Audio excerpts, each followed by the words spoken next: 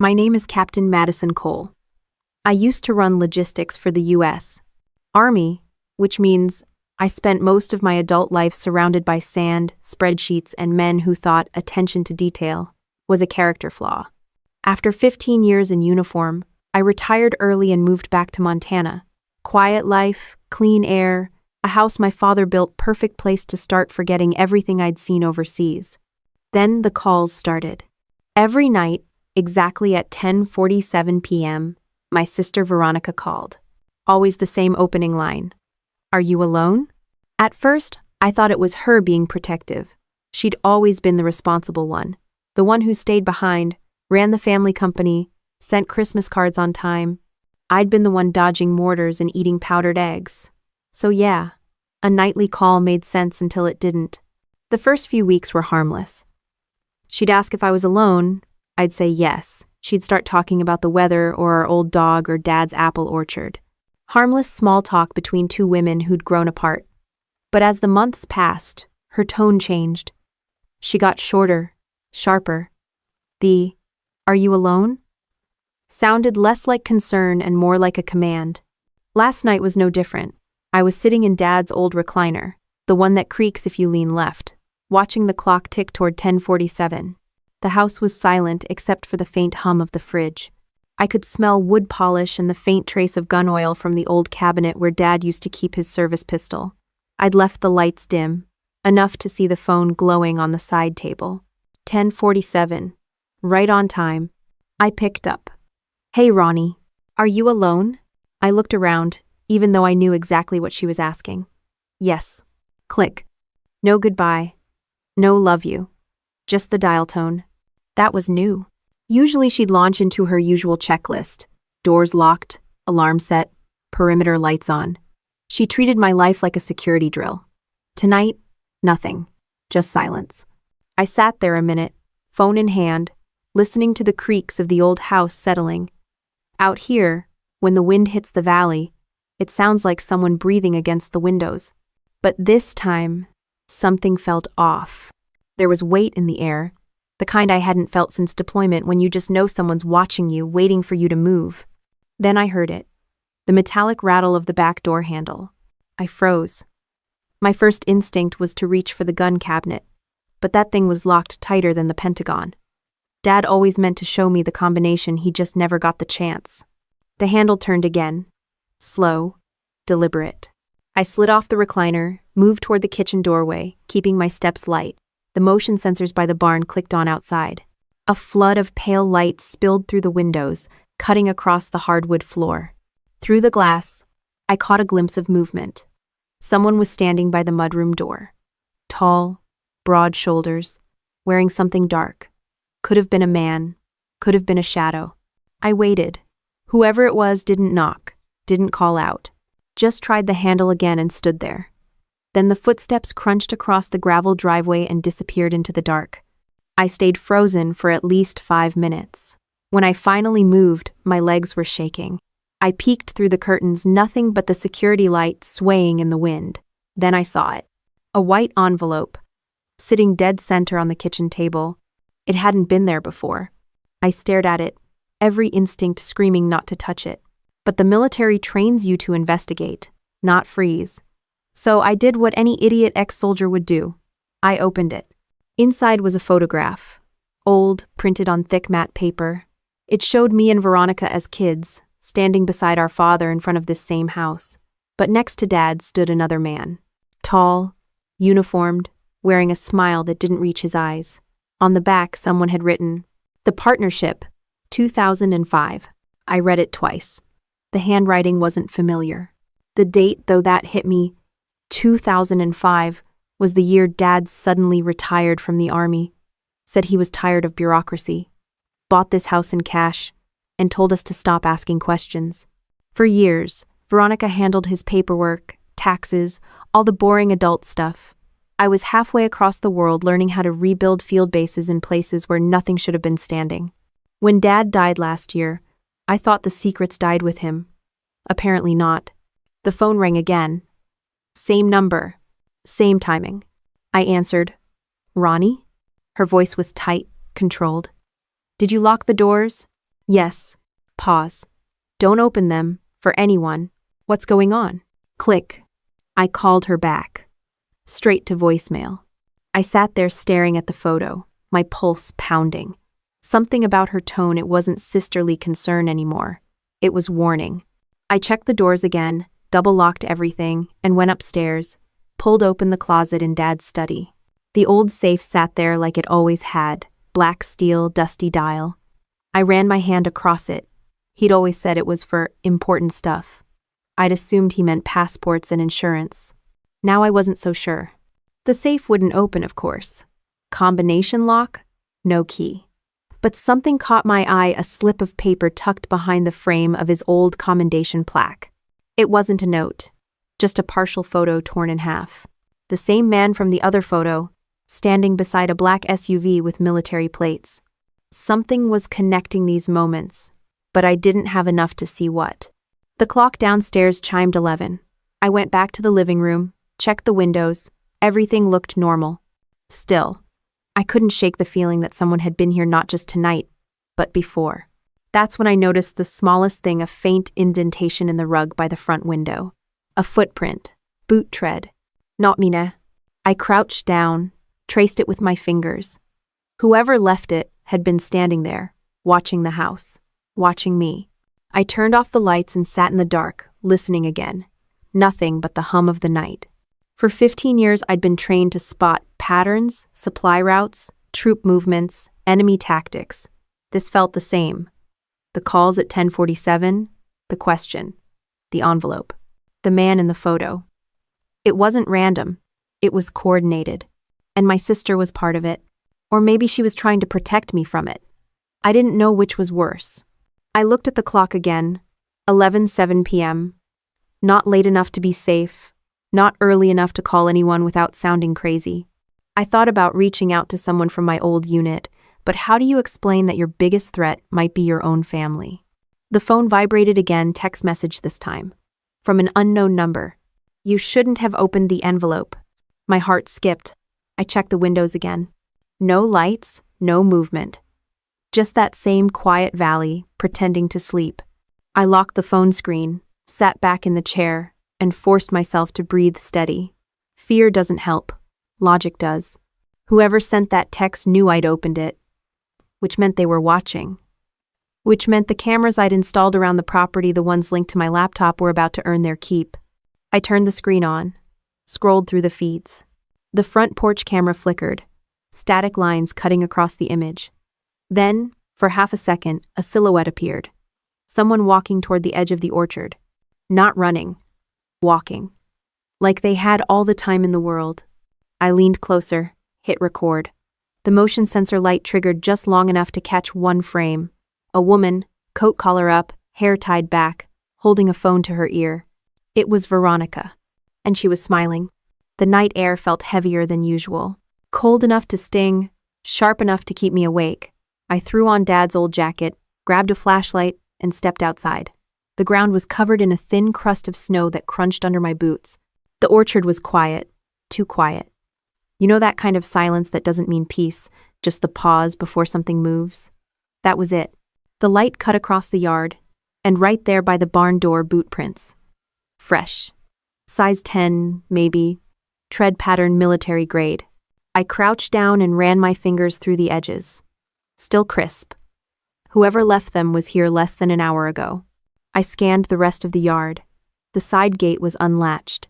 It always creaks when it opens, but I hadn't heard it earlier, which meant they knew how to move quietly. I followed the tracks until they disappeared at the end of the driveway. The snow there had melted into slush from tire marks. A big vehicle SUV, judging by the spacing. I turned off the flashlight and just listened. Somewhere out in the dark, I heard an engine hum once, then fade away. No lights. Just gone. Back inside, I locked every door again. I didn't call the cops, what would I say? My sister called me, then someone trespassed? The sheriff's department around here barely answers when a bear gets into the trash. And if Veronica really was involved, that would open a whole different can of trouble. I poured a cup of coffee that tasted like burnt cardboard and sat by the window. The motion sensor lights flickered again, then died. My laptop pinged camera alert. I opened the feed. A blurred image from the side gate, static for 3 seconds, then clear. A black SUV backing out slowly. License plate hidden under mud. I hit record and saved it. That's when the phone rang again. Same time. 10:47. I let it ring 3 times before picking up. What do you want, Veronica? Why did you go outside? Her tone wasn't curious. It was controlled, cold. How would you know I did? She paused just long enough to make it worse. Just stay inside, Maddie. I saw the SUV again. Then lock the doors, do not open them for anyone, not even the police. Click. No explanation, no goodbye, just dead air. I set the phone down and stared at it like it could give me answers. The last time I heard that tone from her was years ago, during Dad's funeral, when I asked why she wasn't crying. She'd said, I already cried when I realized he wasn't who we thought. I'd let it go back then. I shouldn't have. A noise snapped me back. This time from inside the house, a faint thud upstairs. I grabbed the nearest thing that could pass for a weapon, a steel poker from the fireplace, and crept up the stairs. My heartbeat felt louder than my steps. The hallway was dark, except for a strip of moonlight from the guest room window. The sound came again, softer now. I pushed the door open. Nothing. Just the old dresser and the mirror reflecting the pale light. Then I saw it one of Dad's old boxes had been moved. Slightly. The dust line around it gave it away. I bent down, shifted it back, and found a small metal object on the floor, a flash drive. No label, just a single scratch across it. I pocketed it, feeling the weight like it meant something. Downstairs again, I plugged it into my laptop. The drive opened to a single folder titled Partnership. Inside, only one file. Ledger, 2005. Excels. A spreadsheet. Names, dates, amounts, contract numbers I recognized, military supply accounts. And near the bottom, Coal Industries Logistics Consulting. That was Dad's company. The same company Veronica ran after he retired. Every number, every transfer, linked back to a single private contractor based out of Virginia, Langford Systems. I'd heard that name before in passing, during procurement briefings overseas. Rumors of price fixing, fraud, kickbacks, and now it was tied to my father's name. A chill ran down my spine. This wasn't some family misunderstanding. This was federal-level corruption. The house creaked again. Not from the cold this time, from weight. Someone was on the porch. I closed the laptop, killed the lights, and stood by the front window. A shadow passed across the porch railing. Then another. 2 people, moving slow, checking the angles like they'd done this before. My phone buzzed new text. From Veronica. Do not call 911. Wait it out. Wait it out? Was she kidding? The front doorknob turned. Once. Twice. Then stopped. A muffled voice outside said, She's inside. Signals jammed. They weren't here to rob me. They were here for something specific.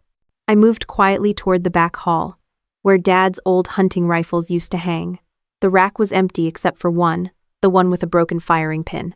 I grabbed it anyway, more for comfort than defense. The porch floor creaked again.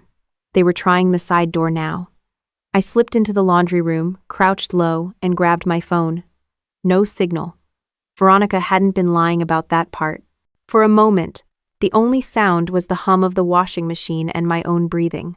Then the motion sensor light outside flared bright. Through the frosted glass, a silhouette appeared broad-shouldered. Male, holding something long. A crowbar. He pressed against the door, testing it. The deadbolt groaned. Then, out of nowhere, headlights flooded the yard. Another car pulling in fast. The men froze, then bolted into the woods. The engine revved and disappeared. I peeked through the blinds. A different SUV this time, smaller, silver, no plates. It stopped at the end of the driveway. Someone inside was watching the house but didn't get out. Then my laptop screen blinked on by itself. A message popped up. You're being watched from the orchard. Leave the lights off. I slammed it shut and unplugged the flash drive. Enough of this cloak and dagger crap. But a part of me knew whoever sent that wasn't the enemy. The timing was too precise. The phrasing short, direct, operational, military. Someone who knew my training. I sat there in the dark, gun across my lap, eyes fixed on the door. The snow outside kept falling, erasing tracks, covering everything in quiet. For hours, nothing happened. Just the steady drip of melting ice from the gutters. Around 3 a.m., the phone lit up again, blocked number. I didn't answer, just watched it buzz until it stopped. Then another text came through. He left something for you. I didn't move. Didn't even breathe. Then another text from the same blocked number, under the floor vent in his study. Dad's study. I waited until the first hint of dawn before I moved. The air inside the house felt stale, like it hadn't been breathed in years. I crossed the hall, stepping over that same rug with the single footprint, and went into the study. The vent cover came off easily. Inside was a small metal box wrapped in a faded army field map. Inside that box, another photo. Dad, Veronica. The same man from before. Only this time, Veronica was older, her current age, and standing beside him at what looked like a corporate gala. Same man. Same smile that didn't reach his eyes. And in the corner of the photo, almost out of frame, was the logo. Langford Systems. I stared at it until the first light hit the glass. For a moment, I didn't feel scared. Just cold. Because whatever this was, it wasn't just about Dad's past. It was about my sister's present. The phone buzzed again, vibrating against the desk until it fell to the floor. I picked it up. A new message. She's not asking if you're alone to protect you. She's making sure you are. The message stayed on my screen long after I'd read it. She's making sure you are. I didn't move for a full minute. The early sun came through the window blinds in thin stripes, cutting across the photo in my hand. Veronica's smile looked different in daylight. I'd seen her proud, nervous, even angry, but never rehearsed. This was the kind of smile you wear when you're standing beside someone you don't trust, but have to please. I shoved the photo into my pocket, grabbed my phone, and opened the door to the front porch. The snow had stopped, but the air still carried that metallic chill. The yard looked untouched, almost innocent again. But right there on the railing sat another white envelope, same kind as before. No return address, no markings. I didn't even hesitate this time. I picked it up, tore it open, and pulled out a single sheet of paper. It wasn't handwritten, it was printed. A list of coordinates, file codes, and a line at the bottom that read, "The Partnership, 2005. Ask Langford about the orchard." I glanced out toward the orchard. The rows of trees stood still under the frost, perfectly lined, like soldiers waiting for orders. Dad used to say that tending them calmed his mind. Maybe it did. Maybe it also gave him a place to bury things he didn't want found. I went back inside, booted up my laptop again, and plugged in the flash drive. Same file, same ledger. But this time I noticed something at the bottom, one extra tab labeled Personal, Hidden Sheet. I clicked it open. 2 columns. Names and bank account numbers. Some with small notes next to them. Consultant, defense contract, domestic. Then, at the bottom of the list, 2 names that made my stomach drop. Jonathan Cole, my father. And right below it, Veronica Cole. Same routing number, same bank. The last transaction dated 2 weeks before Dad's death. Whatever the partnership was, it didn't end in 2005. It was still alive, and my sister was keeping it breathing. The house phone rang, an actual landline, the one Dad never disconnected. I didn't even know it worked. I picked it up. A man's voice came through, steady, unhurried. "Captain Cole?" "Yes. This is Jonathan Hale. We need to talk." Endo. I didn't know the name, but the tone told me he wasn't guessing who I was. "About what?" "Your father and your sister. Meet me at the courthouse in town. Noon. Don't bring your phone." Click. The line went dead. No number. No way to call back. I looked at the clock, 9:06 a.m. 3 hours. I didn't trust him, but I needed answers. Hale. The name rang a bell. I'd seen it before. I went through the folders on the flash drive again and found an old email archive file dated 2006.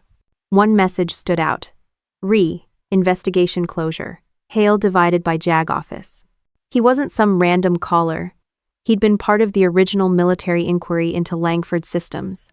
I packed a bag, laptop, the photo, the ledger printouts, Dad's dog tags. The roads out of town were quiet.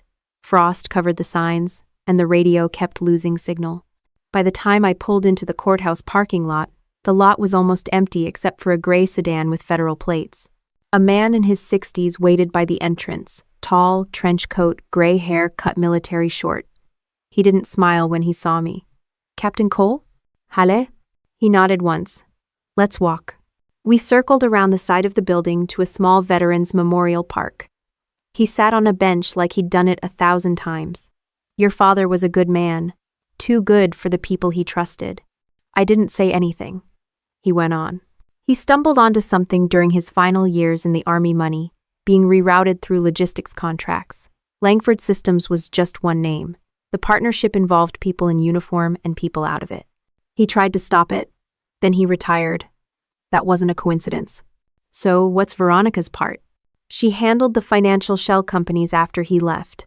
It kept her safe, kept him silent. But when he tried to shut it down last year, the partnership didn't take it well. Hale pulled a folder from his coat and handed it to me.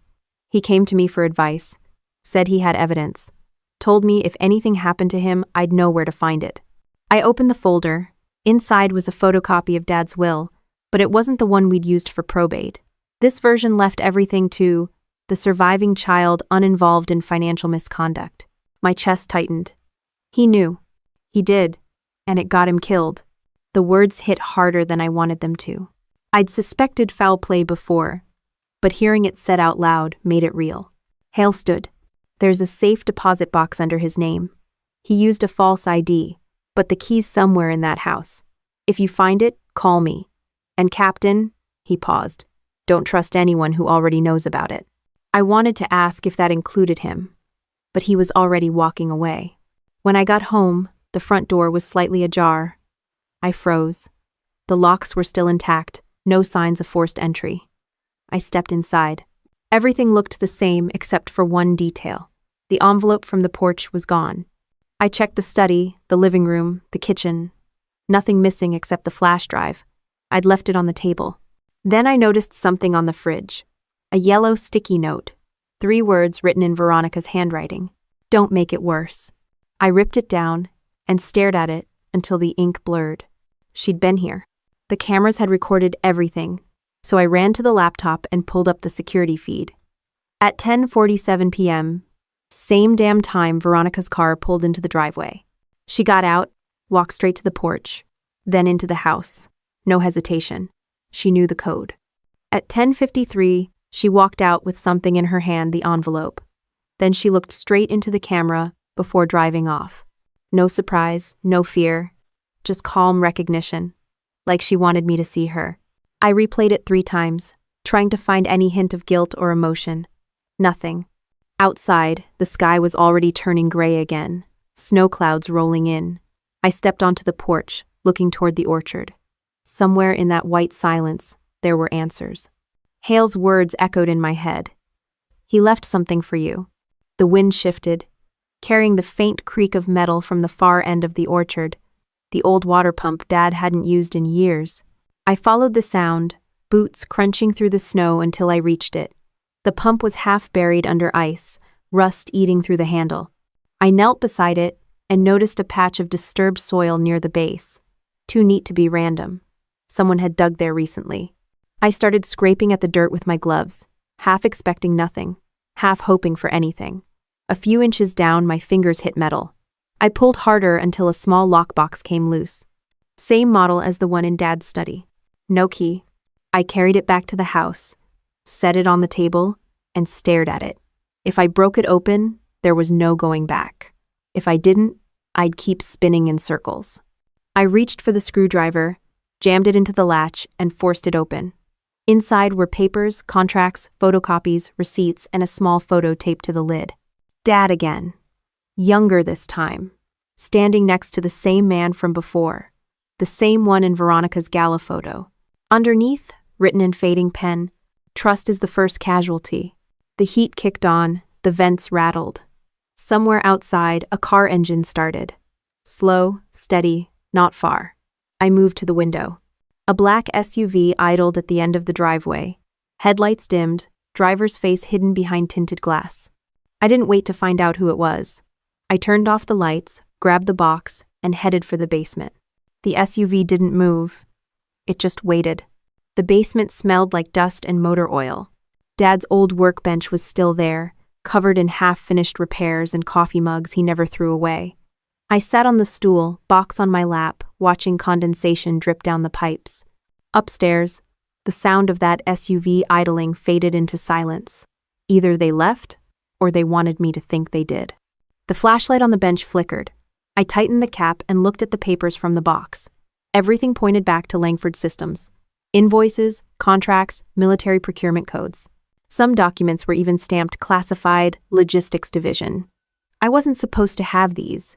Neither was my father. I felt my throat tighten. He must have taken them to protect someone or to bury something deeper. But if he'd known Veronica was involved, why hadn't he done anything? Or maybe he had. The phone buzzed in my pocket. Another call from Veronica. I hesitated before answering. Yeah? Maddie, listen carefully, she said. Her voice was steady, almost rehearsed. If anyone comes to your door, don't answer. Even if they say they're from the bank or the sheriff's office. Why would I? Just don't. Promise, May. She sounded less like a sister and more like a handler. You know, Ronnie, normal people start conversations with hello.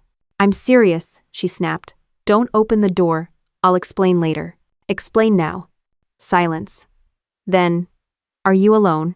That question again. My jaw clenched. No, I said flatly. I'm not. A beat passed. Who's there with you? I stared at the empty basement. Someone you probably didn't plan for. Her breath caught on the other end, just a small, sharp sound. Madison, don't... The line went dead. I didn't know why I said it. Instinct, maybe. Or defiance. But the moment I lied, something shifted. The fear that had been pressing down on me for days cracked just enough to let anger in. I went upstairs and turned on the main lights. If someone was watching, fine. Let them see I wasn't hiding. The black SUV was gone, but tire tracks cut deep into the slush. I followed them to the mailbox at the road. Inside was another envelope, smaller this time. I tore it open and found a single USB drive labeled J. Hale. I plugged it into my laptop inside. A single video file opened. Hale, sitting at his desk, recorded maybe a day ago. Captain Cole, he said, eyes locked on the camera. If you're seeing this, I may not be reachable. Your sister's attorney just requested sealed documents from the Cole estate. She's preparing to file a petition claiming you're mentally unfit to manage your father's assets. There's a chance they'll send someone tonight with an emergency order. Be ready. The video ended. No signature, no timestamp. I leaned back, feeling the heat rise behind my eyes. It wasn't paranoia anymore. It was strategy. Veronica wasn't protecting me, she was clearing the field. I printed the file and burned a copy of the drive. Then I opened my email and found one unread message from a sender named N. Hale. The subject line said, "For when you stop believing her." The message contained an address, a storage unit in town registered under my father's name, Unit 47B, the same numbers as the time of Veronica's nightly calls. I grabbed my keys and left. The drive into town was empty, just the crunch of tires on frozen road. The storage complex sat behind a chain-link fence with a keypad gate.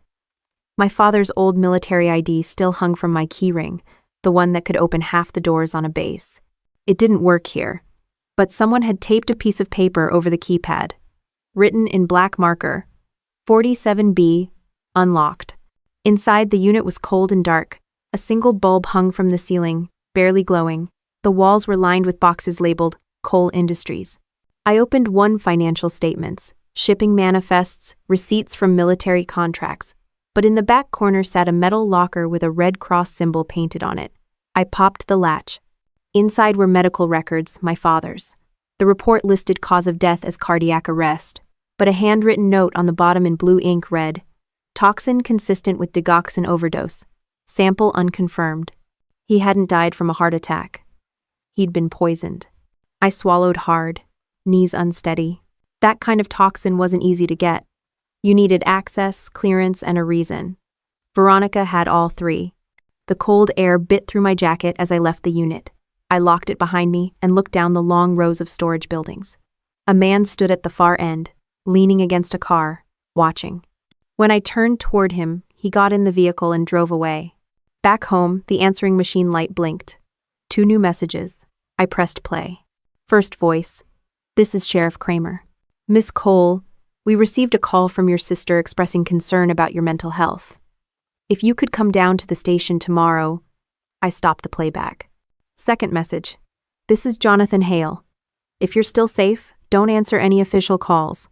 They've already filed the paperwork. I'm heading your way. I deleted both. My hands were shaking, but not from fear this time. It was fury.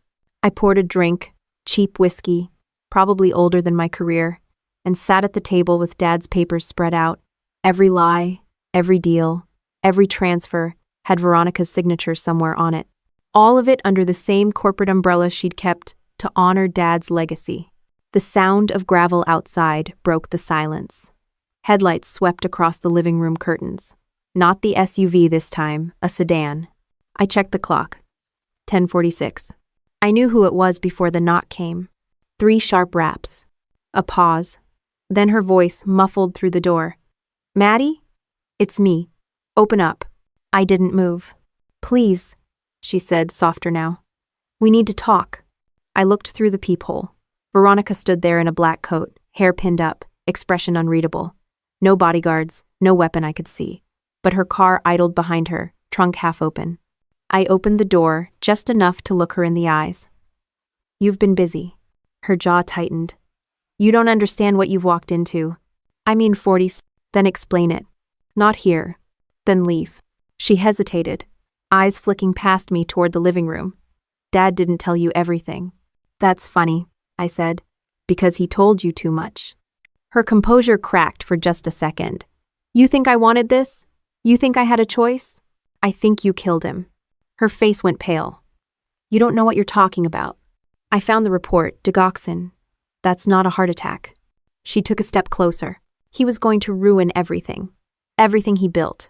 He built a company. You built a crime scene. Her hand twitched, like she wanted to hit me or hug me hard to tell which. Then she turned and walked down the steps, voice trembling but steady.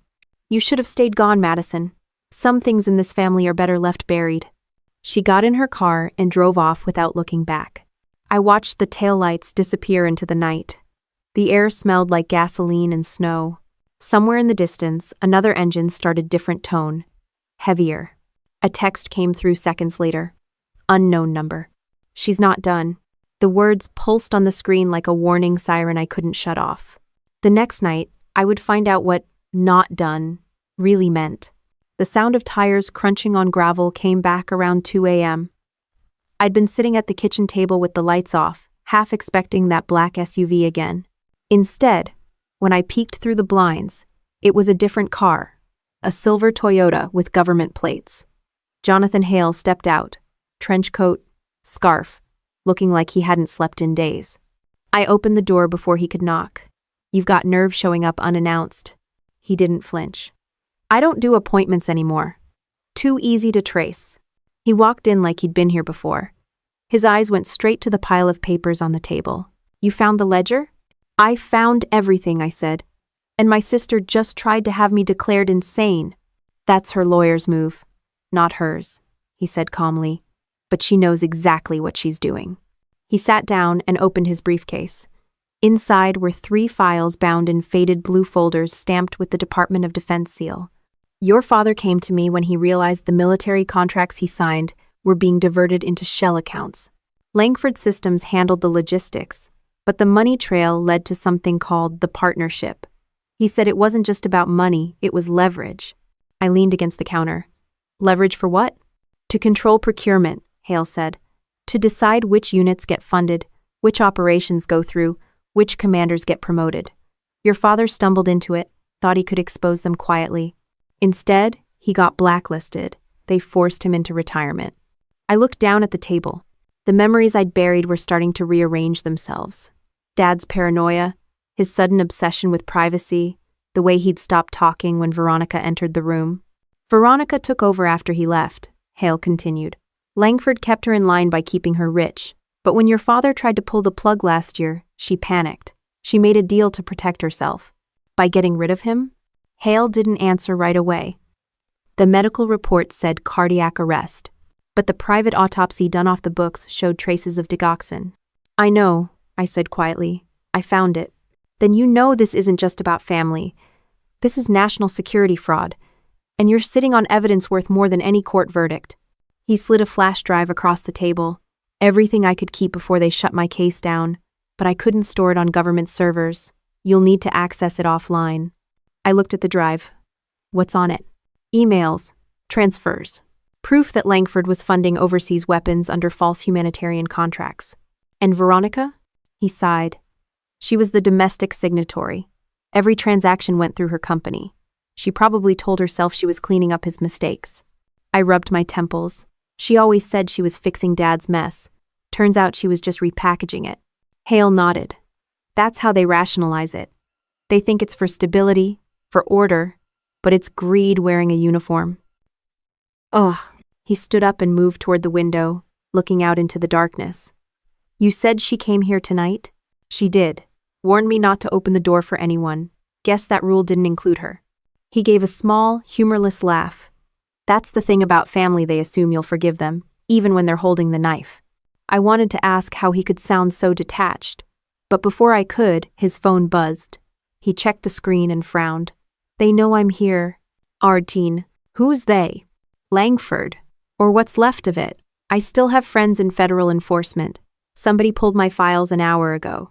He closed his briefcase, eyes scanning the hallway like he was expecting company.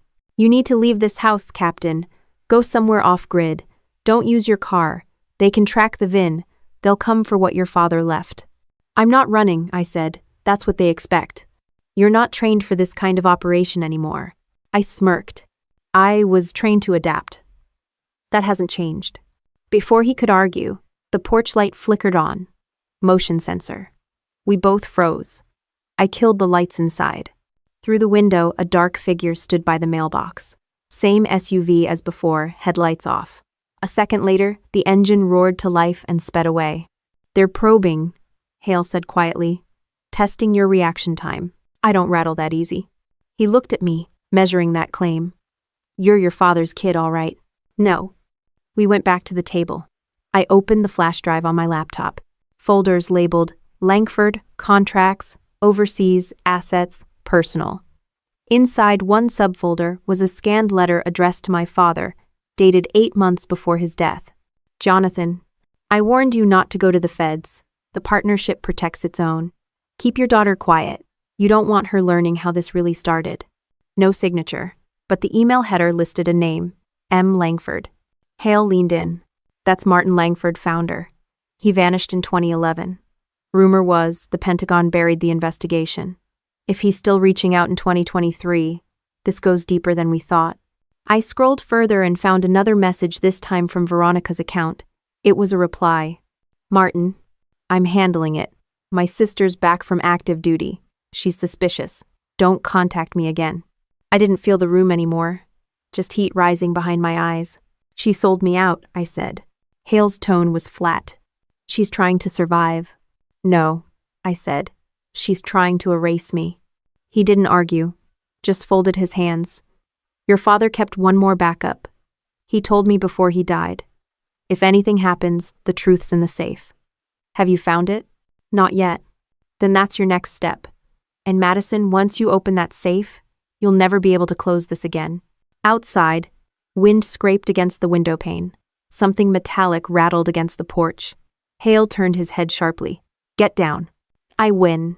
I ducked just as the front window cracked a single bullet hole dead center. Hale crawled toward the wall, pulling a small pistol from his coat. Stay here.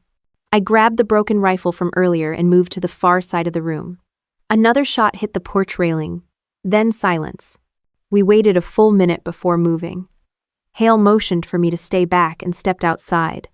Snow crunched under his shoes, then a muffled curse, and he came back in holding a shell casing. Warning shot, he said. They're not ready to kill you yet. They want what you've got. Then they'll have to dig it out of me. He gave me a long look, half admiration, half pity. You sound like your father, too. I started gathering the files, stuffing them into a backpack. Hale watched for a moment, then said, One more thing. If you find a recording, audio, video, anything, keep it offline. Your father hinted he made one, but never told me where. I zipped the bag shut. Let me guess. The safe. He nodded once. or somewhere only he'd expect you to look. The floorboards creaked overhead, faint but deliberate.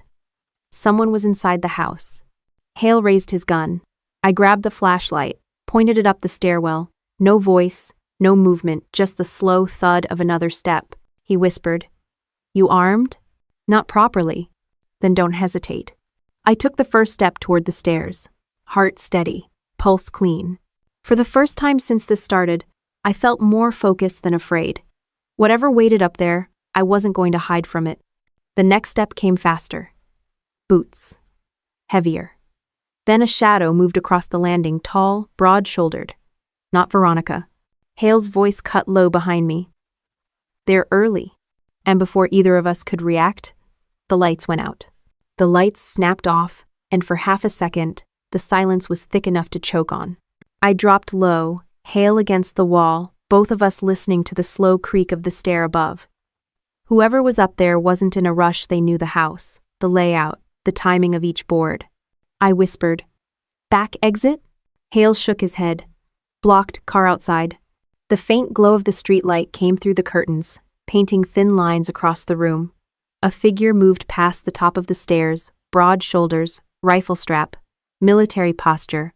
I aimed the flashlight, clicked it on for half a second, and killed it. The flash was enough. A man, not Veronica, tactical gear. He was scanning. Hale mouthed, "Two of them." The thud of boots moved down the stairs. I motioned toward the kitchen, and we slipped along the wall. I grabbed a knife off the counter, nothing fancy, just sharp. The footsteps stopped halfway down the staircase. Then a woman's voice called out softly, "Captain Cole?" It wasn't Veronica's voice, but it had that same measured calm, the kind that says you're in control even when you're not. "Who's asking?" I said. "Federal investigation. We need to talk to you about your father's case." "Sure. You always break into houses to talk?" No answer. Then the voice again, sharper. "You're interfering with an active investigation. Come out with your hands up." Hale muttered it. "Not feds." "Wrong cadence. Lou." I nodded. "Private contractors." We moved toward the laundry room door, the one that opened to the backyard. Hale opened it a crack. Snow blew in. "On three," he whispered. We stepped out into the cold, boots crunching. The yard was dark except for the faint glow of the motion light over the barn. I pulled the door shut behind us, breathing slow to keep the steam down. The wind cut through my jacket, stinging like needles. Hale pointed toward the orchard. "They'll circle wide. Move." We jogged between the rows of apple trees, their bare branches rattling in the wind. Behind us, the front door burst open. Flashlights swept through the windows. Someone shouted, "She's heading east!" We kept running until the lights faded. Then we stopped near the old water tower at the back of the property. Hale leaned against the frame, catching his breath. "They're not here to kill you yet," he said. "They need confirmation you have the files." "I mean, Noti." "Then they'll be disappointed," I said, patting the bag on my back. "You're not keeping that long. Once they realize they can't find you, they'll go after her." "Veronica? She's the link. They'll think she's turned." I looked out at the road below, the empty fields beyond it. The first trace of dawn was starting to show. Let them. Maybe she deserves a taste of it. Hale gave me a hard look. "Don't let this become revenge, Captain. You start chasing payback, you stop seeing straight." "All revenge?" I said. "No. I just want the truth." He gave a tired smile. "That's what everyone says before it turns into revenge." The wind picked up again. I pulled my phone out, saw 3 missed calls, all from Veronica. I stared at the screen, thumb hovering over the answer button. Then I hit dial back. She picked up on the first ring. "Maddie? Oh, thank God. Are you all right?" "Define all right." "I didn't know they'd go this far. You need to listen to me." "I've been listening," I said, "all the way back to Dad's death, his files, his heart attack that wasn't. You want to explain that?" "You think I wanted this?" she said, voice cracking. "You think I meant for any of it?" "Stop talking like a victim, Veronica. You signed the deals. You took the money. You cleaned their ledgers. I did it to protect us." I laughed, short and bitter. "By killing him?" Silence. Then quietly, "He was going to destroy everything. You didn't see what he'd become. Endul." "You mean honest?" Her breath hitched. He was scared. He said they'd come after me. I thought if I kept it running, they'd leave us alone. But Langford, he wanted him gone. He said Dad was a liability. Langford's dead. No, she said. He's not. That stopped me cold. He faked his death, she said. He still runs the contracts from offshore. I've met him. Once. He threatened to expose me if I didn't keep the company open. You could have gone to the FBI. Ends 4. You really think the FBI touches Langford? She said. He funds half their tech division through back channels. They'd bury me before breakfast. I said nothing. Hale was listening, face hard, jaw tight. Where is he now? I asked. Still moving money. Still untouchable. But he's paranoid now. He thinks you have something. Whatever Dad hid, Langford wants it. Then you'd better pray I find it before he does. She went quiet for a long time. Then she said, You're going to get yourself killed, Madison. Not before I finish what Dad started. She sighed, low and broken. I wish you'd just stayed gone. The line clicked dead. Hale exhaled slowly. Well, that clears that up. She's lying, I said. Or half lying. Langford's dead. Maybe. Or maybe he just found a new name. We stood there a minute, both of us listening to the wind. Somewhere down the road, the sound of engines started again, 2 vehicles this time. They weren't even trying to be subtle anymore. Hale tapped my shoulder. Time to move. We headed toward his car parked behind the ridge. He tossed me the keys. Drive. Where? Bank. There's a safe deposit box your father rented under his old call sign. He left a note in my records, said you'd know how to find it. Call sign? I said, thinking back. Ghost Line 7? Hale nodded. Then that's the account name. We reached the car and got in. The heater groaned as I started it up. The tires kicked through snow and gravel. Hale checked the rear view. They're still behind us. How many? 2 SUVs, both unmarked. I pressed the gas harder. The road curved along the river, narrow and icy. One SUV closed the distance fast. Headlights hit the mirror like a flashbang. Hale rolled down the window and fired 2 quick rounds at their tires. The lead SUV swerved, clipped the guardrail, but kept coming. Persistent, he muttered. The next curve opened into a long straightaway toward the bridge. I floored it. The engine whined, tires slipping, traction barely holding.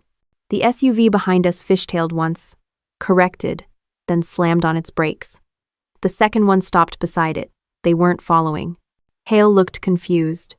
Why'd they stop? I glanced in the mirror. Because they don't need to chase us anymore. Ahead, just before the bridge, 2 figures stood blocking the road, both in black coats. One was holding a phone to her ear. Veronica. I slowed the car, heart hammering, headlights illuminating her face. The woman beside her I didn't recognize, but she wasn't hired muscle. She had the kind of posture you only learn in government service. Veronica stepped forward, raising one hand. Maddie, please. Hale whispered. Don't. But I rolled the window down anyway. If this is your idea of family therapy, your timing's terrible. Get out of the car, she said. We can fix this. Went. I've heard that line before.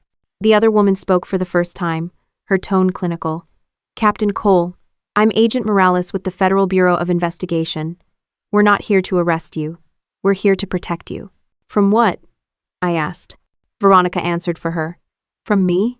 The words hung there in the freezing air, clean and quiet, like truth doesn't need to shout to hurt. I didn't reach for the gear shift. Neither did she. We just looked at each other, 2 halves of the same story, each convinced the other had destroyed the ending. The headlights from behind us grew brighter again. Hale swore under his breath. They called in backup. I didn't move. The road ahead, the bridge, Veronica's face, it all felt too small to hold what was coming next. Then the sound hit first. Tires, engines, glass. The first SUV slammed into the back of our car, metal shrieking as the world tilted sideways. The airbag hit like a punch to the chest. Smoke and glass filled the car. Hale's head slammed against the dashboard, blood running from his temple. I shoved the door open, stumbled out onto the frozen pavement, and the cold burned my lungs. Behind us, the SUV that hit us was half crumpled against the guardrail, steam pouring from the hood. 2 men climbed out, black coats, guns drawn. Stay down, I said to Hale, pulling him out of the driver's seat. He groaned but stayed conscious. I dragged him to the ditch beside the road, boots slipping on the ice. The first man fired. The round cracked past my ear and shattered the back window. I ducked behind the car, reached for Hale's pistol, and fired twice toward the headlights. One hit the grill, the other took out the windshield. The shooter dropped to a knee. The second one shouted something I couldn't make out over the ringing in my ears. Then a third vehicle appeared from the other side of the bridge black sedan, flashing headlights twice. The men turned toward it, distracted just long enough for me to grab Hale and run into the tree line. Branches snapped behind us. I pulled him through the brush until we reached a slope that dropped toward the river. We slid down the hill, snow soaking through our clothes, until we landed hard at the bottom. Hale coughed, blood on his lips. "You drive like hell." "Oh, I was saving your ass," I said. "Appreciated," he muttered. We sat there catching our breath, the sound of engines still echoing above. I checked his pulse, strong but uneven. He wasn't dying, not yet. I looked upriver. Half a mile away stood an old gas station, boarded up years ago. We followed the riverbank until we reached it, slipping through a broken window into the back storage room. The place smelled like rust and mold.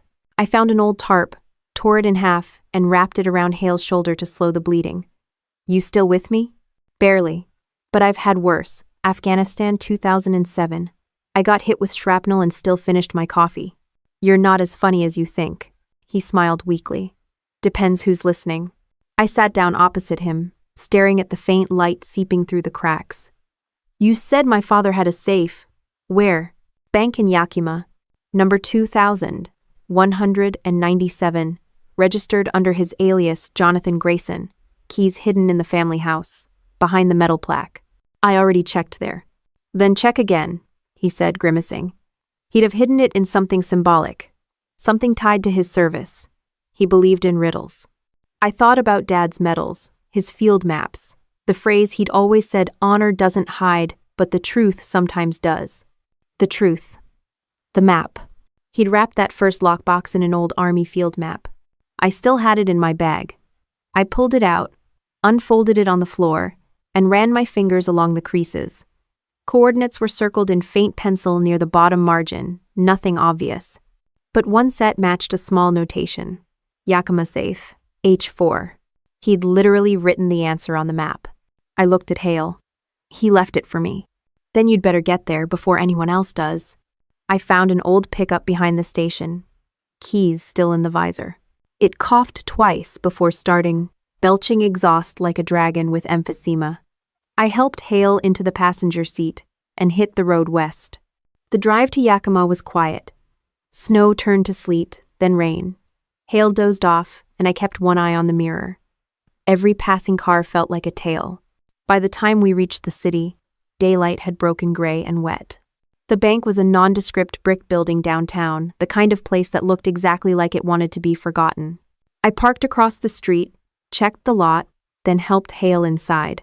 The lobby was empty, except for a clerk who looked like she'd been here since the 80 seconds. "Can I help you?" she asked. "I'm here about a safe deposit box," I said, sliding the map across the counter. "Jonathan Grayson, number 2197. Her eyes flicked from the map to my face. One moment. She disappeared into the back. I waited, tapping my foot against the tile. When she returned, she carried a key ring and a clipboard. "You're authorized," she said quietly, glancing at Hale's badge. "This way." We followed her into the vault area, rows of metal boxes lining the walls like a grid of secrets. She stopped halfway down and pointed. "That one." Then she left without another word. I used the key, turned it twice, and pulled the drawer open. Inside was a small black case, lighter than I expected. I set it on the table and unlatched it. A USB drive, a sealed envelope, and a handwritten letter addressed to me. The handwriting was Dad's. I could recognize it anywhere, neat, careful, always in blue ink. "Maddie, if you're reading this, I'm gone and I'm sorry for leaving you the mess I made. I thought protecting your sister meant lying to you. I thought silence was mercy. But I was wrong. Langford isn't just one man, it's a network built on guilt and greed. Veronica got trapped in it the same way I did, and by the time I tried to pull her out, they made sure neither of us could leave clean. You were always the brave one. Don't lose that, even when you start hating me for what you'll learn. Inside this envelope is the truth I couldn't say out loud. Don't let it end with us. Dad. I opened the envelope. Inside was a single sheet of paper, a forensic report dated 2 days before his death. It confirmed traces of digoxin poisoning, administered orally, no natural source detected. And attached to the report one photo, the kitchen table at home. On it, a glass of water half full and a small pill bottle with Veronica's initials on the label. I felt my stomach twist. The air around me went quiet, sharp, like sound itself had stopped. Hale read over my shoulder, jaw tightening. He documented his own murder. I stared at the photo again, and he left it for me to find. Then this is your proof. Take it to Morales. The FBI's already sniffing around. She might actually be clean. She was with Veronica on the bridge. How? She's Bureau, not Langford. She's playing both sides until she knows who's lying. I pocketed the drive and the letter. What's on the USB? Probably the backup files. He'd have mirrored the ledgers, maybe even recorded them. We left the vault and walked back through the lobby. The clerk didn't look up. Outside, the rain had turned to sleet again. Hale lit a cigarette, exhaling slowly. You know this won't end with her in cuffs, right? These people don't go quietly. I don't care how it ends, I said. I just care that it does. He gave a tired laugh. That's the same thing your father said before he signed his last report. We reached the car, and Hale slid in, pale but steady. I was about to start the engine when my phone buzzed. Unknown number, I answered. Veronica's voice came through, soft but shaking. You found it. I didn't answer. I know what's in that box, she said. Dad sent me a copy before he died. I told Langford I destroyed it, but he didn't believe me. He's coming for both of us now. Where are you? I'm where it all started, she said. At the house. The line went dead. Hale looked at me. Trap. Probably. You're going anyway. Definitely. I started the engine and turned the car east, toward the valley, rain hammering against the windshield. The road home was waiting, and so was she. The house looked smaller than I remembered. The paint was flaking, the porch light flickered like it was nervous, and the orchard behind it lay half buried under frost. Hale's breathing had turned shallow by the time we pulled into the driveway. His face was pale, lips split, but his eyes were still sharp. You don't have to go in, I told him. He grunted. You'd screw up without me. You're bleeding through your coat. Then I'll leave stains. Adds character. I almost smiled, but it didn't last. There was another car already parked near the garage, a black Audi with tinted windows. Veronica's taste. The passenger door was open, and the engine was still warm. I checked the pistol Hale gave me, then nodded toward the porch. If I'm not out in 10 minutes? I know, he said, cutting me off. Burn the place down. I stepped up the porch steps, boots creaking over old wood. The front door was unlocked. She wanted me to come in. Inside, the house was lit only by the soft glow from the study. Every shadow looked familiar and wrong at the same time.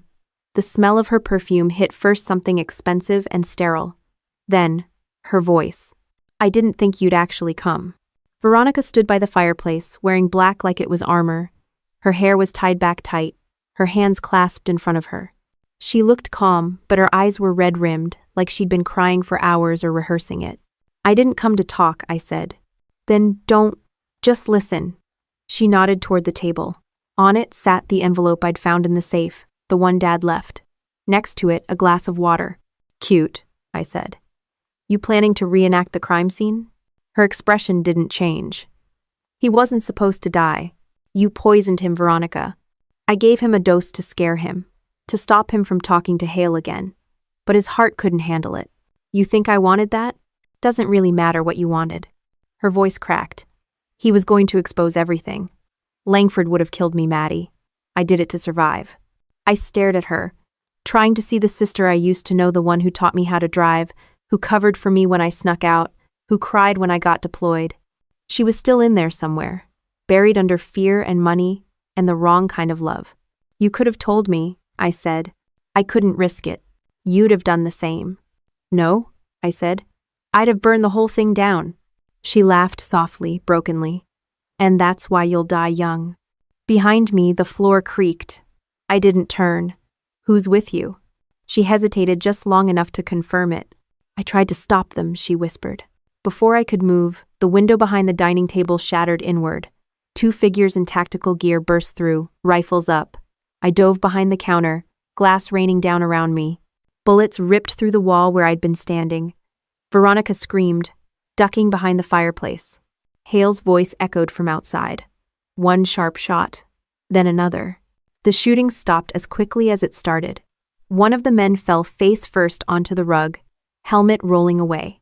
The other turned toward the door just as Hale kicked it open, gun steady despite the blood on his sleeve. He fired twice, center mass. The man dropped. Hale limped inside, panting. You okay? Define okay, I said. He scanned the room, gun still raised. Where is she? I turned toward the fireplace. Veronica was gone.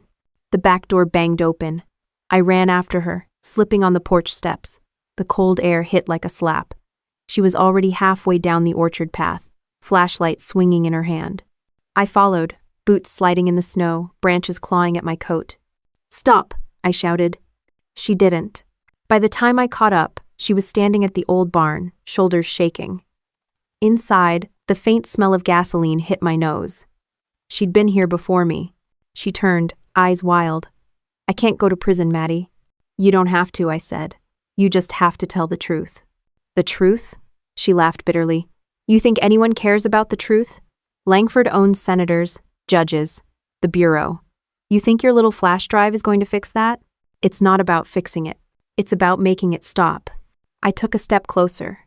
She raised something in her hand, a lighter. The floor of the barn was soaked. Veronica, don't.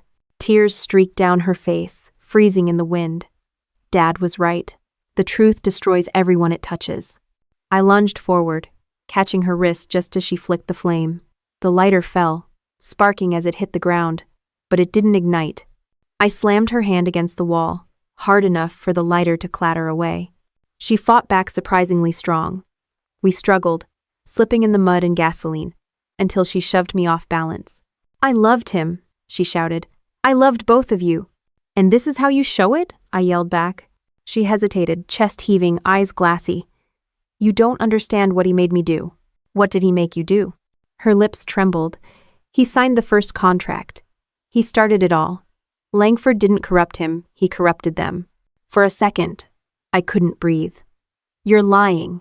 I know. He thought it was for the country. Then the money came, and he couldn't stop. I cleaned it up after he panicked. You think I was the criminal? I was the cleanup crew. My mind reeled. The version of him I'd clung to, the honorable soldier, the honest man, it shattered right there in front of me. Why tell me now? I asked. Because you're just like him, she said, voice shaking.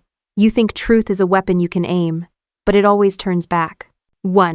She backed toward the wall, hand brushing the lighter again. I stepped forward, but too late. The spark caught. The flame shot up the gasoline trail, racing across the floor. Move! I shouted, grabbing her arm. We stumbled toward the door as the fire roared behind us. The old wood went up fast, the heat slamming against our backs. Outside, the snow turned to steam. Veronica coughed, collapsing to her knees.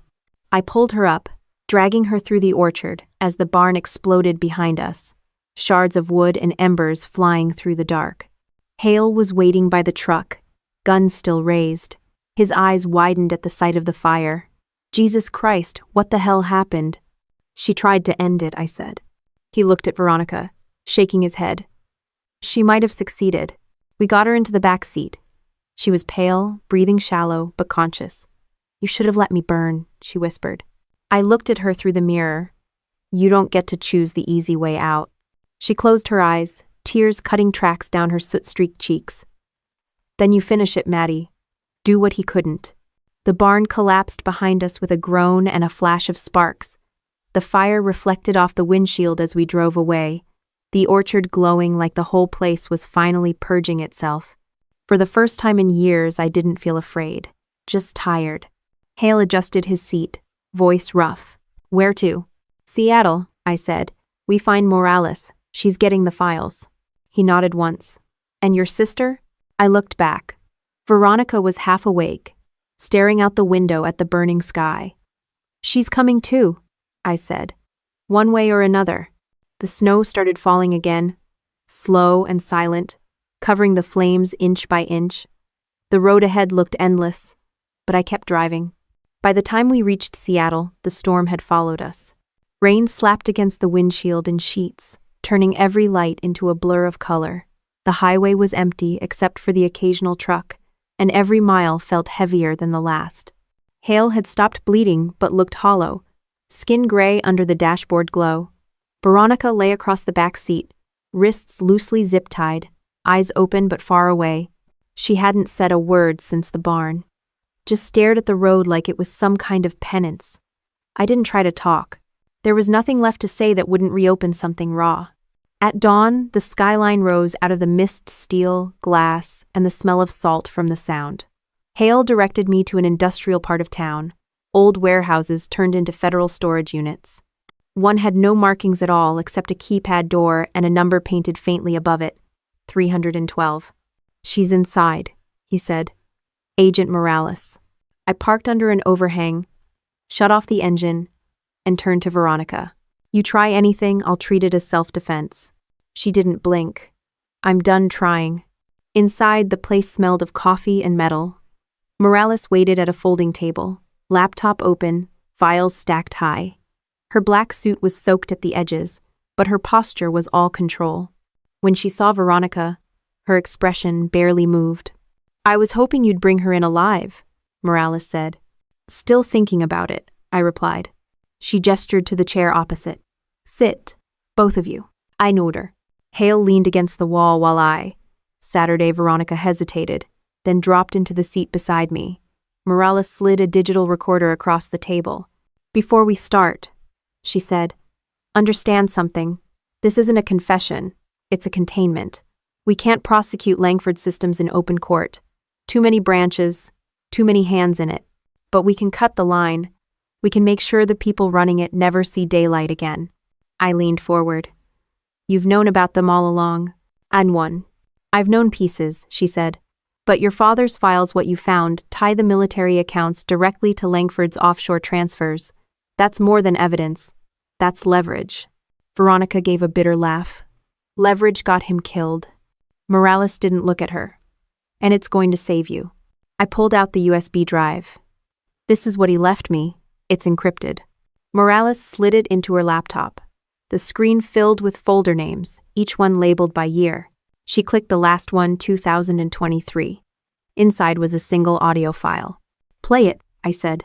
She hesitated, then pressed the spacebar. The speakers crackled. Then a voice came through Dad's voice. Calm. Recorded in what sounded like his office. "If you're hearing this, it means I didn't make it. Langford Systems started as a logistics support partner in 2005. But by 2011, it was funneling funds through private military contracts to unregistered third parties. I tried to stop it. Veronica tried to fix it. In the end, we both failed." The room went still. Veronica's hand trembled slightly on the table. "They told me the only way to protect my daughters was to sign their new agreement." I refused. They gave Veronica a choice. Either she continues the company's compliance operations, or they destroy everything in her name. I told her to take the deal, buy us time. But I was wrong. She wasn't supposed to carry it alone. I thought I could outsmart them. I couldn't. "Mine." He paused. A long, broken breath. "If Madison finds this, she'll hate me. But she deserves the truth. The company isn't the enemy. The system that feeds it is. And the only way to stop it is to burn every piece of it, starting with me." Static filled the next few seconds. Then, faintly, his last words. "I forgive you, Veronica. Please forgive me." The file ended. No one spoke. The sound of rain against the metal roof filled the silence. Morales sat back, exhaling through her nose. "That's enough to open a federal inquiry. With your cooperation," she said, turning to Veronica, "you might even walk away free." Veronica shook her head slowly. "Free? You think I want that?" "You're not getting a choice," Morales said flatly. I looked at Veronica. Her eyes were distant, but the tension in her jaw was gone. "He forgave you," I said quietly. She didn't look at me. "He shouldn't have." Hale pushed off the wall. "We should move. Once this file gets logged, Langford will know the network's breached. Morales nodded, typing fast. Already transferring a copy to our offline database. Give me 2 minutes. 2 minutes was one too many. The first sign was the power flicker. The second was the sound of tires outside 3 vehicles, maybe 4. I looked at Hale. He was already drawing his gun. Morales shut the laptop. Backup generator's dead. That's not coincidence. Langford? I said. Or someone cleaning up for him. Lent. Veronica stood, her voice low. He knows where I am. He's always known. Before anyone could answer, the windows shattered inward. The room filled with smoke. Hale fired once, shouting, "Down!" I grabbed Veronica and ducked under the table. Morales rolled behind a file cabinet, drawing her weapon. The sound was Chaos Boots, shouting, the muffled crack of gunfire. Hale yelled over it, "Get her out, Captain." I pulled Veronica toward the back door. Smoke burned my throat, the air thick with gunpowder. We stumbled down the narrow hallway into a loading dock filled with empty crates. Rain poured through the open bay doors. "Go!" I said, shoving her ahead. She turned back, eyes wild. "What about Hale? He's not leaving until we do." A flashbang exploded somewhere behind us. The shockwave hit like a hammer. I grabbed her wrist and ran into the rain. The lot outside was chaos. 2 SUVs blocking the exits, men moving with precision. They weren't mercenaries this time. Too disciplined, too clean. "Government," Veronica gasped. "Not ours," I said. We cut across the yard toward an alley. I hit the lock button on my key fob. The truck's horn blared once, headlights flaring. The men turned toward it. I fired twice, enough to keep their heads down, then dove behind a stack of pallets. Morales appeared from the smoke, dragging Hale by the collar. He was bleeding badly now, but still conscious. "They've got inside help," she shouted. The roar of another engine drowned her out. A third vehicle slammed through the side gate, lights cutting through the rain. Hale looked up, squinting. "You've got to be kidding me." The driver's door opened. A tall man stepped out, umbrella over his head, calm as a surgeon. Gray suit, clean shoes, no rush at all. Martin Langford. Even through the downpour, I recognized him from the photos. Older, but the same cold smile. He looked straight at Veronica. I expected better loyalty. Veronica froze. "You're supposed to be dead." "Supposed to," he said simply. "But death's overrated. Now hand me the recording." I stepped between them. "You'll have to kill me first." Langford tilted his head, amused. "You sound like your father." He said the same thing. He took one slow step forward. Behind him, 2 men raised their weapons. Hale fired once, hitting one in the shoulder. The second fired back. Hale dropped. I didn't think. I aimed at Langford and squeezed the trigger. The bullet tore through his shoulder, spinning him sideways. He stumbled, expression more offended than hurt. Veronica screamed, "Maddie, stop!" But I wasn't stopping. I kept firing until he hit the ground. Morales pulled me back before I could empty the clip. "Enough!" she shouted. "He's done!" Langford lay bleeding in the mud, still smiling faintly. "You think this ends with me?" he said. "You don't even know who signs your paychecks. Now." Morales turned toward her car. "We're leaving now." Veronica looked at Langford one last time. Then she whispered, "He's right." We dragged Hale into the back seat and sped away through the rain. The building burned behind us, files, evidence, and all. For a long stretch, nobody spoke. The city faded behind us, replaced by gray sky and ocean fog. Finally, Hale stirred, voice weak. "You got what you wanted, Captain." I looked down at the recorder in my hand, the file Dad had left, the voice that had started everything. "No," I said, "but I got what he needed." The rain drowned out everything else as we drove north, leaving behind the man who thought he couldn't die, and the sister who finally stopped running. The highway north was empty and gray. Rain still clung to the windshield like it didn't know how to stop. Hale was half conscious in the back seat, blood drying black against his collar.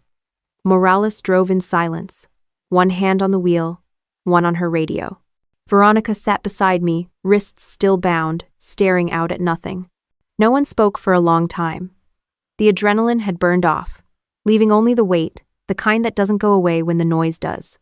Morales broke the silence first. "We'll get him to a safe facility," she said, glancing at Hale in the mirror. "The Bureau's got an airfield near Bellingham. we can extract him there. And then what? I asked. She looked at me, voice calm but tight. Then we decide what makes it into the report. Langford's death buys us a little time, but his network won't stay leaderless for long. There are still people pulling strings in D.C. People you work for, I said. Her eyes didn't flinch. That's exactly why I'm still alive. We drove until the rain turned to mist. The ocean appeared on our left, gray and endless, stretching out like it was watching.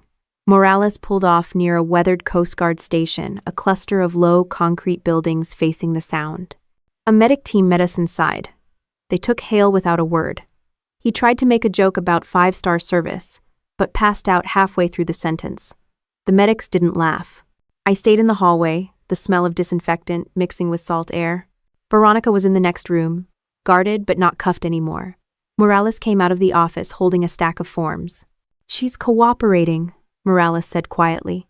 "She's giving me everything names, offshore accounts, Langford's shadow buyers. She's trying to save herself," I said. "That too.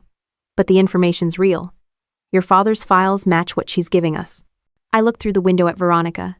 She sat on the edge of a cot, elbows on her knees, head bowed like she'd finally run out of lies. "What happens to her?" "Protective custody," Morales said. "If she sticks to her statement, she'll serve time, but not much. The Bureau likes clean endings." "She doesn't deserve a clean ending." "No," Morales said. "But sometimes you don't get to decide who does." I leaned against the wall, feeling the ache set in now that everything was over, or at least supposed to be. My hand still smelled like gunpowder. My ears still rang from the gunfire. Morales handed me a sealed envelope. "This is yours." Inside was Dad's letter, his original will, not the falsified version Veronica had used. He'd left everything, every last piece of the company, the land and the money, to the child who protects honor when I no longer can. I folded it once and tucked it into my jacket. He really thought words could fix it all. "Maybe they can," Morales said, "just not in his lifetime." I walked outside. The wind off the water cut through my coat, cold enough to sting. The horizon was barely visible, fog swallowing everything beyond a few hundred yards. Somewhere out there, the tide kept moving, uncaring. Veronica's voice came from behind me. "He'd be proud of you, you know." I turned. She was standing in the doorway, a blanket around her shoulders, face pale but calm. "He'd be furious," I said. She gave a small, crooked smile. "Maybe both." End of trite. We stood there in the wind for a while, not saying anything. She finally said, "I told them everything. About Langford, the contracts, even the payments that went to the politicians. They'll have to dig up half the Pentagon to clean it." "Good." She looked down. "You're not even going to ask why I really did it? I already know." "Fear." She nodded once. "You always made fear look like a choice. I never could." The sound of gulls echoed somewhere above us, faint and hollow. I didn't say anything. She started to turn back inside but stopped. "You should answer your phone," she said. I frowned. "What?" "Your phone. It's been ringing." I reached into my pocket. The screen was cracked from the crash, but it was still lit up unknown number, same one that had called for nights on end. The same one that had started everything. The same one she used. I stared at it for a second, thumb hovering over the screen. Veronica watched me carefully. "Go on," she said. "Maybe it's him. Dad's dead." She gave a strange, tired smile. "So was Langford." I hit answer. No voice, just static. Then, faintly, a man's breathing. My stomach turned cold. "Who is this?" I asked. The static crackled again, then a whisper. "You opened the wrong box." The line went dead. Veronica's face went white. "That wasn't Dad." "No," I said quietly. "It wasn't." Morales came out a few minutes later, saw our faces, and didn't ask.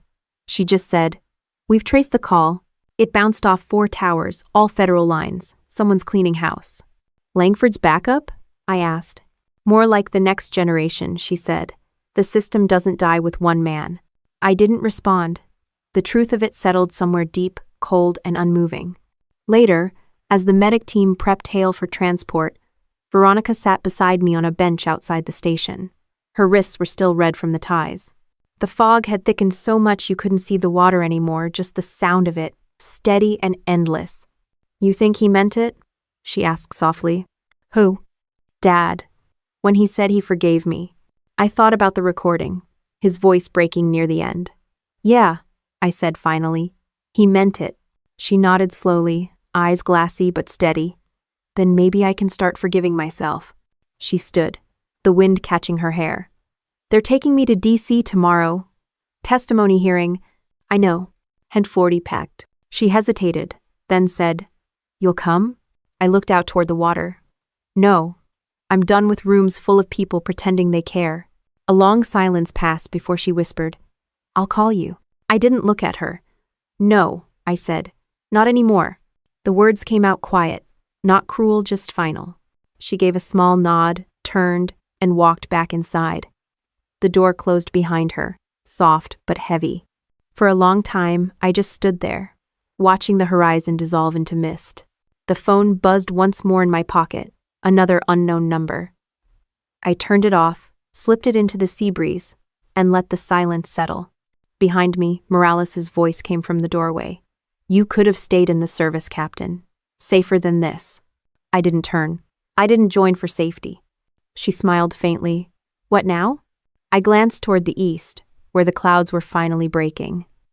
Now, I go back. Back where? To where I'm needed. No. She nodded once, like she understood, though maybe she didn't.